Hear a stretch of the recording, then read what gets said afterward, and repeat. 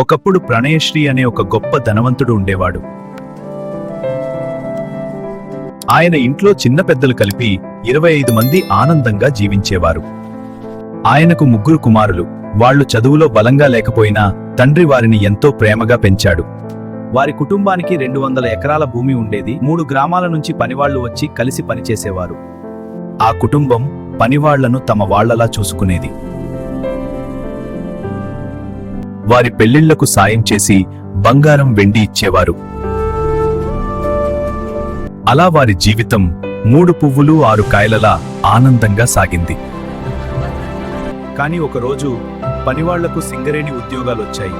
అందరూ ఒక్కొక్కరుగా వెళ్లిపోయారు. పనివాళ్లు లేక కుమారులు పనిచేయక ఆ 200 ఎకరాల భూమి పాడైపోయింది. ఒకప్పుడు వారి దగ్గర పనిచేసిన వాళ్ళు ఇప్పుడు శ్రీమంతులయ్యారు. జీవితంలో పరిస్థితులు ఎప్పుడూ ఒకేలా ఉండవు. కొన్ని రోజులు వెన్నెల, కొన్ని రోజులు చీకటి. ఈ రోజు ఉన్నవాడు రేపు ఉండకపోవచ్చు, ఈ రోజు లేనివాడు రేపు ఉండవచ్చు. అందుకే మంచి చెడు అన్నీ అనుభవిస్తూ ముందుకు సాగడమే మనిషి ధర్మం.